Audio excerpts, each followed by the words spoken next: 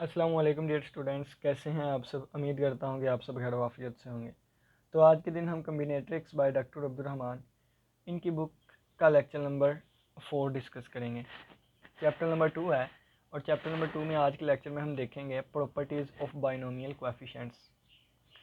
इस टॉपिक को करने से पहले हमारे पास एक और चीज़ आती है, indicated term from the end. अगर उस पर मैं लेक्चर करता तो सिर्फ 10-15 मिनट का बन जाना था, तो 10 मिनट का मैं अलग लेक्चर बनाने के बजाय मैं इसी में आपको बता दूंगा कि indicated term from the end, यानी कि एंड से इंडिकेटेड टर्म क्या होती है। तो चलिए पहले हम इसकी हेडिंग लगा देते हैं, ठीक है। Indicated term from the end, indicated term from the end, and से एक इंडिकेटेड टर्म जो है वो देखनी है हमने। तो सबसे पहले तो देखें तो बाइनोमियल के बारे में ये चैप्टर है, तो बाइनोमियल थ्योरम ही देखेंगे, ठीक है। तो ये हमारे पास इक्वल होता है, पावर n है n/c0 और x की पावर मैक्सिमम y की 0 प्लस n/c1 x की पावर में से एक कम और y की पावर में एक इजाफा, n/c2 x की पावर में एक और कम और y की पावर में एक और इजाफा। सो ये सिस्टम चलता जाएगा और चलता चलता कहाँ तक गया, और ये चलता चलता मैं बताता हूँ आपको, n/n-1 तक जाएगा और यहाँ पे x की पावर 1 हो जाएगी और y की पावर n-1 और फिर प्लस n/n और x की पावर 0 हो जाएगी, y की पावर मैक्सिमम n हो जाएगी, ठीक है। यहाँ तक तो अब आगे अगर मैं बताऊँ तो अगर ये हमारे पास इंडेक्स जो है, अगर ये n है तो हमारे पास टर्म्स जो हैं ये हमारे पास n+1 आएंगी। जैसे मैं आपको एग्जांपल देता हूँ कि x प्लस वाई की पावर अगर 3 है ना, तो इसके आंसर में 4 टर्म्स आएंगी, a³ plus 3a² plus x Y को लेकर चल रहे हैं तो x³ प्लस 3x² और प्लस 3xy² और प्लस y³। तो देखें 1 2 3 4 टर्म्स आई, पावर 3 थी, इंडेक्स 3 था तो 4 टर्म्स आई। इसी तरह अगर यहाँ पे इंडेक्स n है तो n टर्म्स आएंगे, ठीक है। यहाँ पे आपको एक और छोटी सी एग्जांपल देता हूँ, देखें x प्लस वाई अगर इसकी पावर 5 हो, अगर इसकी पावर 5 हो, हम इसको ओपन करना चाहें तो ये आ जाएगा 5c0, ठीक है। 5c0 1 नहीं होता है, ये भी पता है आपको, स्टार्टिंग और एंड वाला 1 नहीं होता है, तो ये आ जाएगी x की पावर 5 प्लस 5c1 5 ही होता है, तो ये आ जाएगी x की पावर 4y और 5c2 आएगा, तो 5c2 किसके इक्वल होता है, 5 4/2 2 2/4 10 के इक्वल होता है, तो आ जाएगा 10x³ y² और प्लस फिर 10x² y³ और प्लस 5x की पावर 1 और y की पावर 4 और प्लस y की पावर 5। ये हमारे पास x प्लस y की पावर 5 का फार्मूला निकला है।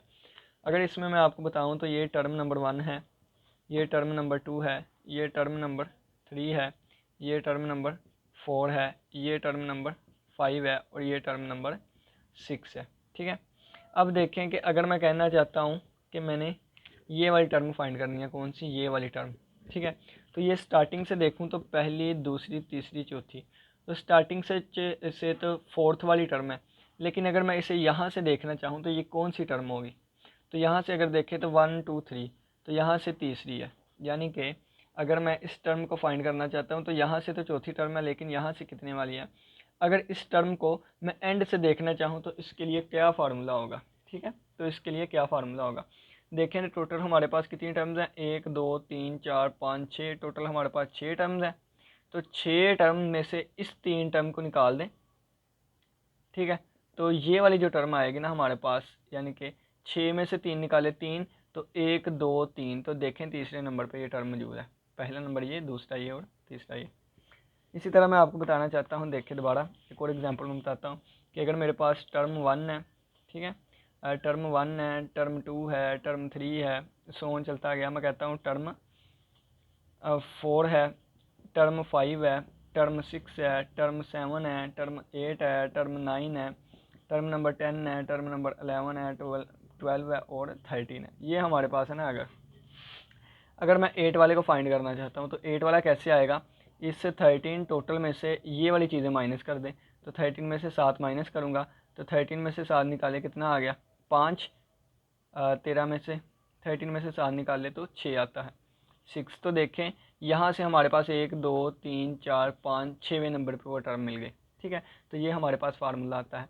अब इस फार्मूले को इन जनरल लेके जाते हैं हम, तो इन जनरल ये आएगा T1 है, T2 दूसरी टर्म, तीसरी टर्म, चौथी टर्म, पाँचवीं टर्म, सोन चलती गई कहाँ तक, TR-1 term, TR term, TR+1 term, और सोन कहाँ तक गई, N टर्म और N+1 टर्म। ठीक है, जब इस वाले को एक्सपेंड किया तो ये टर्म्स आएंगे।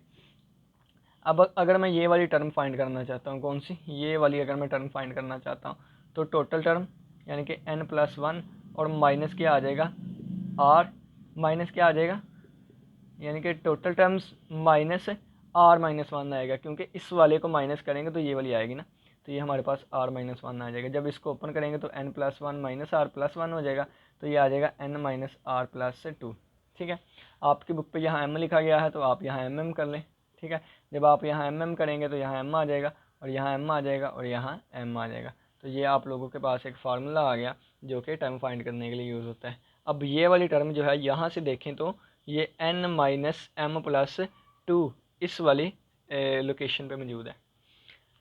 अब इसके रिलेटेड हम एग्जांपल करते हैं, उससे हमें अच्छी तरीके से समझ आएगी। ठीक है, ये एक छोटा सा कंसेप्ट था जो कि मैंने 6 मिनट में आपको बताया है। ठीक है, तो एग्जांपल है हमारे पास, एग्जांपल नंबर 8 है। उसमें हमें कहता है कि फोर्थ टर्म, एंड से फोर्थ टर्म फाइंड करें।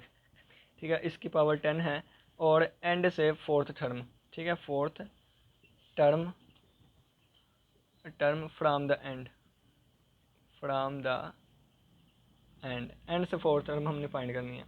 तो देखें, सबसे पहले फार्मूला क्या है, N-M+2, ये वाला फार्मूला है। तो N यहाँ पे कितना है, 10 है, और माइनस M की वैल्यू फोर्थ टर्म फाइंड करनी है, 4+2 आ जाएगा। ठीक है, तो ये हमारे पास 10 में से 4 निकाले, 6 और 6 2 8, तो 8वें नंबर वाली टर्म आएगी। यानी कि टोटल अगर हमारे पास ये पावर 10 है ना, तो 11 टर्म्स आएंगी।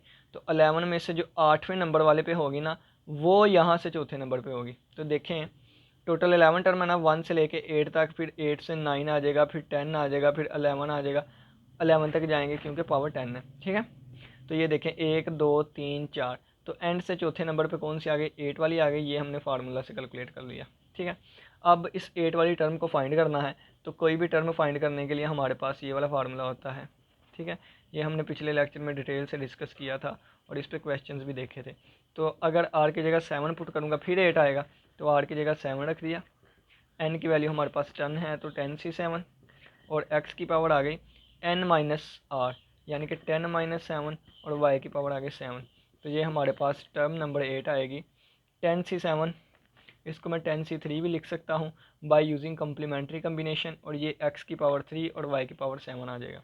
ठीक है, तो 10C3 10 9 8, और डिवाइडेड बाय 3 2 1, और मल्टीप्लाई बाय x³ y की पावर 7। तो 2 4 बार 8, 3 3 बार 9, 4 3 बार 12, 120 आ जाएगा। तो 120 x³ y रेस्ट पावर 7, ये हमारे पास 8वीं टर्म होगी। और अगर हम देखें तो यहाँ पे 2y है, क्या है, 2y है। तो अगर 2y है यहाँ पे, तो यहाँ पे भी हम y की जगह फिर 2y की पावर 7 रखेंगे। ठीक है, यहाँ पे मिस्टेक हो गई, यहाँ पे 2y था, 2y की पावर 7, और 2y की पावर 7 आएगा, और मल्टीप्लाई होगा 2 रेस्ट पावर 7, और इसके साथ 2 रेस्ट पावर 7 मल्टीप्लाई होगा। तो 2 2 बार 4 8 16 32 64 128, तो 128 मल्टीप्लाई होगा, 120 × 128, और साथ x³ y की 7, और इन दोनों को आपस में मल्टीप्लाई करवा दें। जो आंसर आएगा वही रिक्वायर्ड आंसर है किसका, टर्म नंबर 8 का। ठीक हो गया, और ये एंड से कितनी टर्म है, fourth term of from the end से ये फोर्थ टर्म है। ठीक है, इसके आगे चलें जी, एक और एग्जांपल सॉल्व करते हैं, एग्जांपल नंबर 9, और फिर डायरेक्ट ही हम अपनी प्रॉपर्टीज ऑफ बाइनोमियल कोएफिशिएंट पे आएंगे। एग्जांपल नंबर 9, इसके मैं तरीके आपको समझा देता हूँ, आपकी जो बुक पे लिखे हुए हैं। उन्होंने कहा है कि x-1/2 x की पावर 3n है, इसको आपने एक्सपेंड करना है। एक्सपेंड नहीं, इसकी एक्सपेंशन में 2n+1th टर्म जो है वो आपने फाइंड करनी है, टर्म फ्रॉम द एंड। तो ये मैं आपको बुक से ही समझाने की कोशिश करता हूँ थोड़ा सा। ठीक है, तो यहाँ पे देखें कि ये हमारे पास एक टेबल बनाया हुआ है। इस टेबल में क्या कहता है कि ये n n n, यानी कि ये पूरी जो है ना, पूरा ये 3n+1 को शो कर रहा है, ये देखिए नीचे उन्होंने बताया भी हुआ 3n+1 को शो कर रहा है। तो इसमें उन्होंने कहा ये जो डार्ट लगा है ना ये 3 यानी कि यहाँ से लेके यहाँ तक ये 3n+1 टर्म को ज़ाहिर कर रहा है, ठीक है, यानी कि इतनी 3n+1 टर्म्स हैं। और उन्होंने कहा है कि ये जो दरमियान में डार्ट लगा हुआ है ना ये on the central line show the 2n+1 term को ज़ाहिर कर रहा है यहाँ से लेके यहाँ तक। और उसने कहा है कि इसके अलावा जो बाकी बचेंगी वो n+1th इतनी टर्म होगी और यही हम फाइंड करेंगे, ठीक है। एक तरीका तो ये बताया हुआ है, यानी कि पहला तरीका कौन सा है, पहला तरीका ये बताया है कि ये वाली चीज़ है, यानी कि ये अगर मैं बताऊँ तो ये टोटल अगर मैं कहूँ 3n+1 है, ठीक है, यहाँ पे डार्ट लगा हुआ है, तो ये हमारे पास 3n+1 टर्म्स हैं। और इसमें क्या कहा गया है, यहाँ पे कहीं डार्ट लगा हुआ है और जो डार्ट लगा हुआ है ये 2n+1 टर्म है, ठीक है। उन्होंने कहा कि ये 2n+1 टर्म है, तो बाकी ये बचेंगी ना ये n+1th टर्म्स होंगी और इस चीज़ को अब हम फाइंड करेंगे, ठीक है। और इसको हमने फाइंड करना है, ये पहला तरीका उन्होंने बताया इसको कैलकुलेट करने का। दूसरा तरीका देख लें, वो ईजी है। दूसरा तरीका ये फार्मूला पड़ा था n-m+2 और इस फार्मूले में जब वैल्यू पुट करेंगे n की जगह 3n आ जाएगा, माइनस m की जगह ये वाला आ जाएगा क्योंकि ये वाली टर्म हमने फाइंड करनी है और +2 आ जाएगा, ठीक है। तो ये आ जाएगा 3n-2 n-1 +2, तो ये हमारे पास आ जाएगा 3 में से 2 निकाल ले 1 तो 1n और 2 में से 1 निकल रहा 1 +1, ठीक है। तो ये हमारे पास हमारा आ गया। अब ये वाली टर्म हम फाइंड करेंगे यानी कि tn+1, ठीक है। तो हमें पता है tr का फार्मूला होता है tr+1 का फार्मूला होता है NCr और x की पावर n-r और y raised power r। Values put करेंगे तो आ जाएगा r की जगह n प्लस r की जगह क्या आ जाएगा, r की जगह n रखेंगे तो उस वक्त n+1 बन जाएगी, तो r की जगह n रखा तो NCn आ गया और x रेज़्ड पावर n-n आ गया। अब देखिए यहाँ पे दोबारा मिस्टेक होने लगी थी, x की जगह पे ये वाली चीज़ आएगी, ठीक है। तो x की पावर n-n और y की जगह पे ये वाली, तो -2/x और इसकी पावर r भी हमारे पास n ही है। और यहाँ पे अगर हम डिस्कस करें तो n की वैल्यू हमारे पास कितनी है, NCr है ना, तो n की वैल्यू 3n है और r हमारे पास n लेके चला हूँ मैं, ठीक है। x की पावर n और -r की वैल्यू n है और y की जगह पे -1/2x आ जाएगा और इसकी पावर r आ जाएगी, ठीक है। ये वाली चीज़ हमारे पास आ गई। अगर इसको आप देखें तो ये 3n ये हमारे पास इक्वल होगा, क्या इक्वल होगा, ये भी हम करते हैं 3n, ठीक है। और ये x की पावर 2n बन जाएगा और ये -1/2n की पावर 2x की पावर n आ जाएगी। अब आगे इसको सोल्व करेंगे और अपना रिक्वायर्ड आंसर निकाल लेंगे, ठीक है। तो चलिए आइए इसको सोल्व करते हैं। तो देखें ये -1 की पावर n है तो ये स्टार्टिंग पे आ गई, ठीक है। 3n किसके इक्वल होगा, तो 3n इक्वल होता है ऊपर वाले का फैक्टोरियल, ठीक है, नीचे वाले का फैक्टोरियल, ऊपर वाले में से नीचे वाला माइनस करें इसका फैक्टोरियल, ठीक हो गया। और इसके अलावा देखें x की पावर 2n है तो x की पावर 2n और ये 2x की पावर n है तो ऊपर जाके 2x की पावर -n बन जाएगी, ठीक है। और बाकी हम देखें तो ये -1 रेज़्ड पावर n है और ये 3n का फैक्टोरियल है और डिवाइडेड बाय n फैक्टोरियल और 2n का फैक्टोरियल आ जाएगा और ये आ जाएगा x रेज़्ड पावर 2n और यहाँ से भी 2 की पावर -n लैदा हो गई, x की पावर -n लैदा हो गई तो -n यहाँ पे आ गई और 2 की पावर -n यहाँ पे आ गई। तो यहाँ से देखें तो ये बनेगा -1 रेज़्ड पावर n और 3n होल का factorial divided by n factorial 2n factorial, ठीक है। और इसके साथ हमारे पास क्या आ जाएगा x की पावर n और 1 divided by 2 raised power n, ठीक है। और अब इसको इसके नीचे लिख लेते हैं तो ये बन जाएगा -1 raised power n divided by 2 raised power n और ये आ जाएगा 3n factorial divided by n factorial 2n का फैक्टोरियल और साथ मल्टीप्लाई होगा x रेज़्ड पावर n। तो ये हमारे पास रिक्वायर्ड आंसर है और ये हमारे पास कौन सी टर्म है, ये हमारे पास tr+1 वाली टर्म है, ठीक हो गया। तो उम्मीद करता हूँ कि इस क्वेश्चन की समझ आई होगी। बस क्या किया है, फार्मूला लगा के ना उसको थोड़ा सा सिंप्लीफाई किया है बाद में कैलकुलेशन का। इसका एक और तरीका लिखा गया है, it is the third approach to find the required term of the end we can interchange the term. उन्होंने कहा है कि इसको इसकी जगह ले आए, इसको इसकी जगह ले आए, फिर भी हम फाइंड कर सकते हैं, ठीक है। तो ये हमारे पास indicated term of the end जो है ये चीज़ हमारे पास ख़त्म हो गई है, ठीक है। अब अपने लेक्चर नंबर 4 का प्रॉपर आगाज़ करेंगे। ये वाली चीज़ तो थोड़ा सा कंसेप्ट था जो कि 12 से 15 मिनट में बताने की कोशिश की, ठीक है। तो अब हम डिस्कस करते हैं प्रॉपर्टीज़ ऑफ बाइनोमियल कोएफिशिएंट्स, ठीक है। मैंने कहा था कि हमारे पास कोफिशिएंट के लिए पास्कल ट्रायंगल यूज़ होती है। एक पास्कल ट्रायंगल का फार्मूला होता है, यानी कि देखें यहाँ पे अगर मैं लिखना चाहूँ तो होता है 1 1 1, ठीक है। तो इसको और इसको प्लस किया तो 2 बन गया, इसको और इसको प्लस किया 3 बन गया, इसको इसको प्लस किया 3 बन गया, ठीक है। और इसको इसको प्लस किया 4 बन गया, इसको इसको प्लस किया 6 बन गया, इसको इसको प्लस किया 4 बन गया, ये 1। इसको इसको प्लस किया 5, 6 4 10, 6 4 10, और ये 4 1 5, और ये 1, और ये सोन, ये चीज़ चलती जाएगी। ये सारे क्या है, ये सारे कोफिशिएंट हैं। फ़र्ज़ किया हम ये वाला फार्मूला लिखना चाहते हैं ना, ठीक है। तो ये मेरे पास कोफिशिएंट होंगे, पहले x की पावर 5, फिर पावर कम करते जाएं, y की पावर बढ़ाते जाएं, कोफिशिएंट ये आ जाएंगे, ठीक है ना। ये देखें,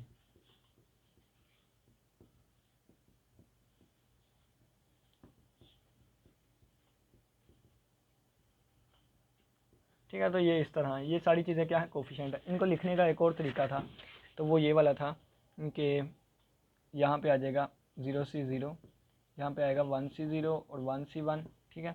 यहाँ पे आ जाएगा 2C1 2C0, 2C1 और 2C2, और यहाँ पे आ जाएगा 3C0 और 3C1 और 3C2 और 3C3। यानी कि अगर मैं 3 वाला फार्मूला लिखना चाहता हूँ तो मैं ऐसे लिखूँगा x + y³ is equal to 3C0, x की पावर मैक्सिमम और y की मिनिमम, ठीक है। तो ये सारे हमारे पास क्या होते हैं, कोफिशिएंट होते हैं।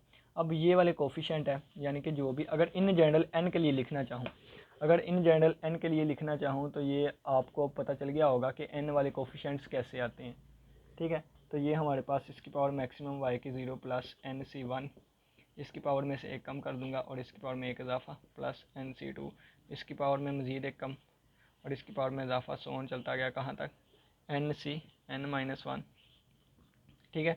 और x की पावर 1 हो जाएगी, y की पावर n-1, और प्लस NCn, x की पावर जो है मिनिमम हो जाएगी, y की पावर n मैक्सिमम हो जाएगी, ठीक है। ये हमारे पास क्या है, बाइनोमियल थ्योरम है, बाइनोमियल थ्योरम है। अगर कोफिशिएंट की बात करें तो कोफिशिएंट ये वाले हैं, ठीक है। अब अगर मुझे अकेले कोफिशिएंट चाहिए तो मैं क्या करूँगा, मैं x और y की जगह पे 1 1 रख दूंगा, ये भी 1 हो जाएगा, ये भी 1 1 1 1, तो सिर्फ और सिर्फ मेरे पास कोफिशिएंट्स आ जाएंगे, ठीक है। तो मैं क्या करूँगा, मैंने x की जगह भी 1 रख दिया, y की जगह भी 1 रख दिया, तो ये बन गया 1 + 1 होल का स्केयर, ठीक है। तो ये बन जाएगा NC0, 1 की पावर n, 1 की जितनी पावर 1 नहीं आता है, ठीक है, और प्लस NC1, यहाँ भी x y की जगह 1 1 रखूँगा तो जितनी पावर 1 नहीं आता है, प्लस NC2, x y की जितनी भी वैल्यू 1 रखूँ तो जितनी पावर 1 नहीं आएगा, और प्लस ऑन NCn-1, और ये भी 1 1, और प्लस NCn, ये भी 1 1, ठीक है। अगर आप यहाँ से देखें तो मल्टीप्लाई करें, NC0 प्लस NC1 आ जाएगा, प्लस NC2 आ जाएगा, प्लस ऑन कहाँ तक गया, NCn-1, और प्लस NCn आ जाएगा।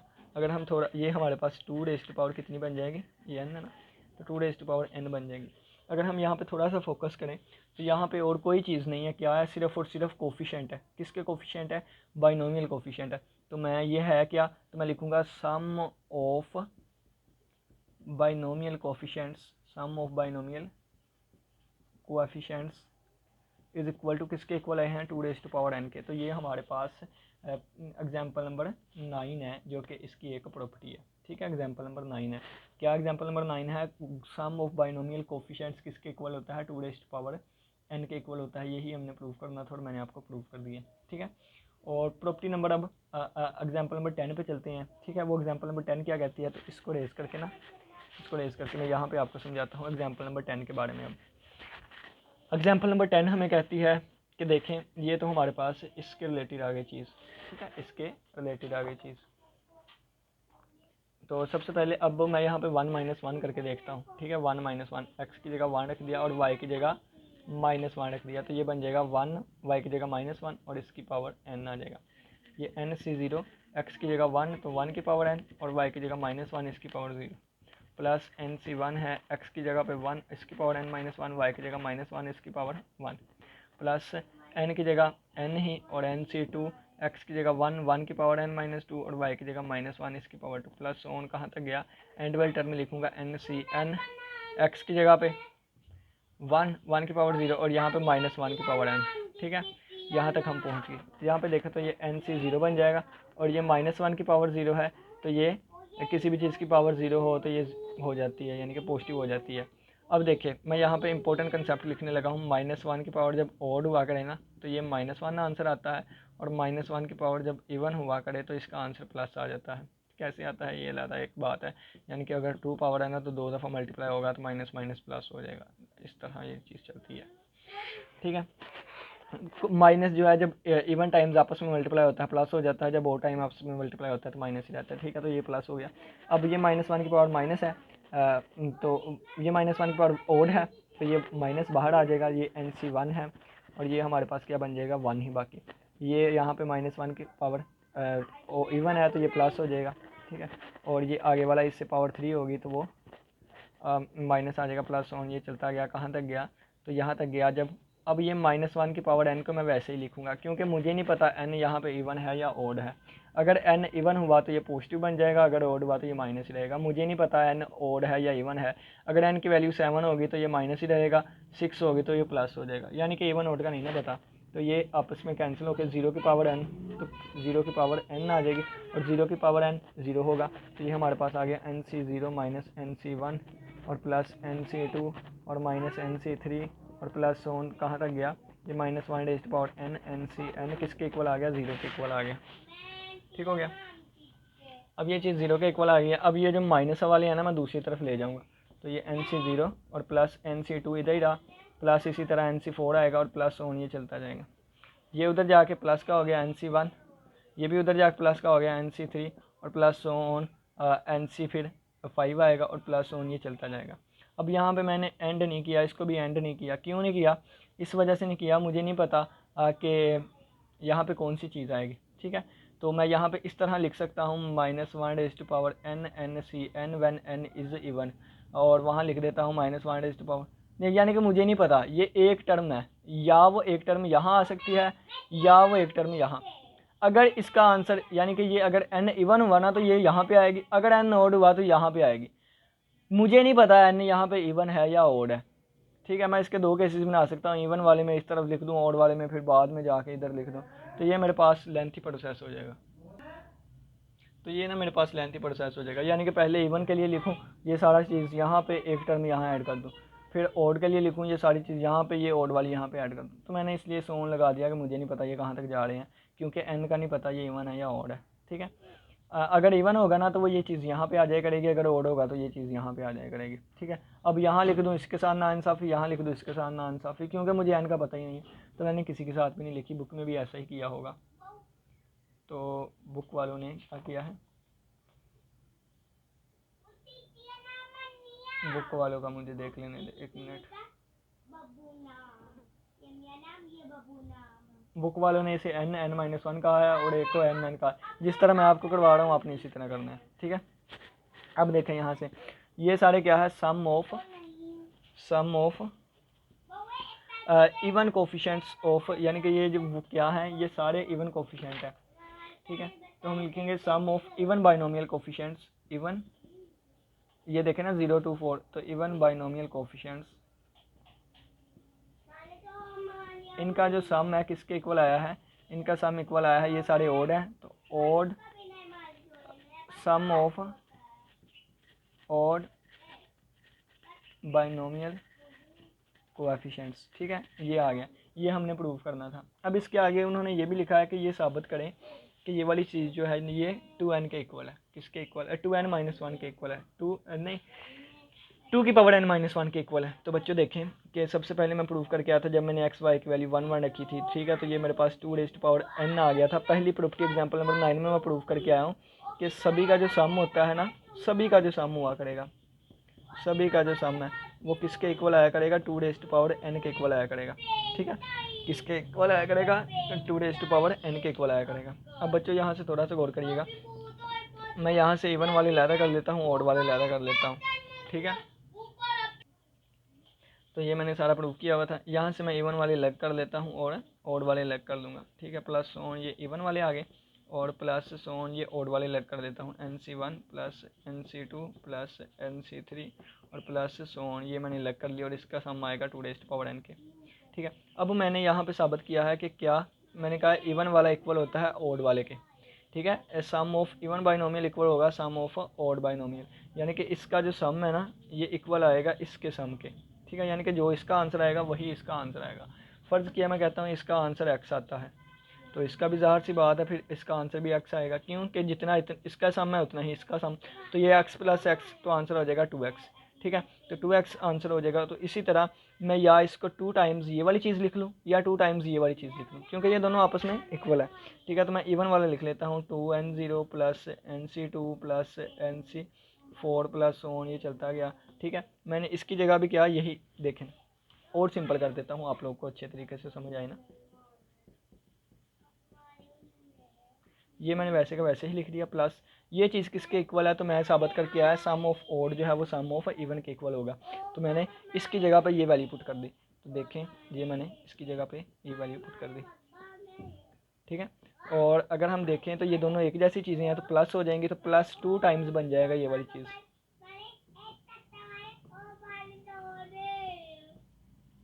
ठीक है। और 2 टाइम्स बन गई, और ये हमारे पास किसके इक्वल आ गया 2n के इक्वल है। अब ये 2 यहाँ पर डिवाइड हो रहा है, उधर जाके इधर मल्टीप्लाई हो रहा है, उधर जाके डिवाइड हो जाएगा। तो जब इसको मैं डिवाइड करवाऊँगा तो ये आएगा nc0 plus nc1 plus nc2, बल्कि 2 4 और प्लस ऑन कहाँ तक गया 2n है, और ये उधर जाके डिवाइड हुआ तो ये 2n और इस ये मल्टीप्लाई बाई 2n -1 हो जाएगा, और पावर्स इकट्ठी हो गई 2n। तो इवन वाले का सम किसके इक्वल आ गया 2n-1 के, और इवन वाला ही यानी कि किसके इक्वल आ गया इसका 2n-1 के, ठीक है।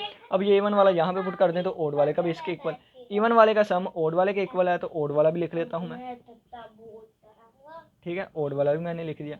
तो ये देखें यहाँ से हमें क्या पता चला, हमें ये पता चला कि इवन वाले का सम जो है वो 2n-1 के इक्वल होता है और यही इसके इक्वल होता है, ठीक है। दोबारा देख लें हमने बाइनोमियल कोफिशिएंट्स की कौन कौन सी प्रॉपर्टी देखी। हमने सबसे पहले देखा कि सभी को अगर हम ऐड करेंगे ना सभी कोफिशिएंट्स को तो ये 2n आता है, ठीक है। सभी कोफिशिएंट्स को ऐड करेंगे ना 2n आता है। फिर हमने डिस्कस किया कि सम ऑफ इवन कोफिशिएंट्स जो है वो सम ऑफ ऑड बाइनोमियल कोफिशिएंट के इक्वल आएगा, ठीक है। ये चीज़ें इक्वल है, तो ये जो 2n आया था इसको मैंने 2 हिस्सों में डिवाइड कर लिया, इवन वाले को अलहदा कर दिया, ऑड वाले को अलहदा कर दिया, और इसका सम किसके इक्वल है 2n के इक्वल था, ठीक है। अब मुझे पता है इवन ऑड वाले इक्वल हैं, तो मैंने ऑड वाले की जगह इवन वाला ही लिख दिया, ठीक है, इवन वाला ही लिख दिया। तो फिर दोनों इवन वाले हैं तो दोनों को प्लस किया, तो ये हमारे पास 2 टाइम्स इवन वाले आ गए। तो अब 2 टाइम्स इवन वाले आ गए तो ये 2 उधर जाकर डिवाइड हो गया तो 2n-1 आ गया, यानी कि इवन वाले का सम जो है वो 2n-1 आएगा, और इवन वाला जो है ऑड के बराबर है, ये हमने यहाँ पे डिस्कस किया था, तो ये इक्वल आ गया। यानी कि अब हमें पता चला, मैं निचोड़ आपको बता देता हूँ, निचोड़, ठीक है, निचोड़ हम आपको बता देते हैं। तो निचोड़ देखिएगा, सबसे पहले nc0 plus nc1 plus nc2 और प्लस nc3 और प्लस ऑन कहाँ तक गया ncn, ये चीज़ किसके इक्वल थी 2n के इक्वल थी, ठीक है। फिर हमने क्या किया, हमने इसमें से इवन ऑड वाले अलहदा कर दिए, तो मैंने कहा प्लस ऑन ये इवन वाले हैं प्लस ऑड वाले मैंने अलहदा कर दिए, इनमें से प्लस हो रहे हैं ना तो जैसे मर्जी लिखें, और इसका 2n। अब ये चीज़ इसके ही इक्वल है, अभी अभी हमने पहले डिस्कस किया था, ठीक है। एक और हमने प्रॉपर्टी देखी, यानी कि एग्जांपल नंबर 10 देखी, स्टार्टिंग में हमने कहा था ये वाली चीज़ जो है ना,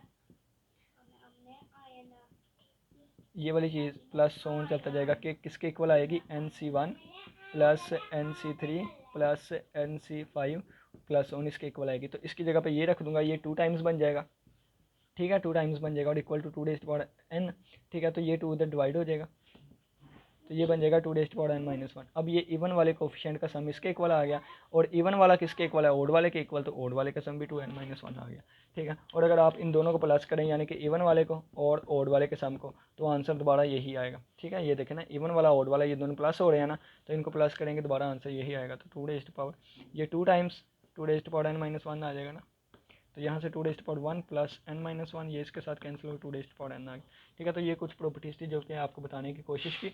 बस 3 बातें याद रखनी है, सारे कोफिशिएंट्स का सम 2n, इवन वाले ऑड के इक्वल होते हैं, इवन वाले का सम भी 2n-1 और ऑड वाले का सम भी इसके इक्वल है, ठीक है, उम्मीद करता हूँ आज के लेक्चर की समझ आई होगी। नेक्स्ट हम लेक्चर नंबर 5 देखेंगे और लेक्चर नंबर 5 में हमारे पास मल्टीनोमियल थ्योरम आएगा। ठीक है, इसी के साथ इजाज़त दीजिए। अल्लाह हाफिज़, अल्लाह निगहबान।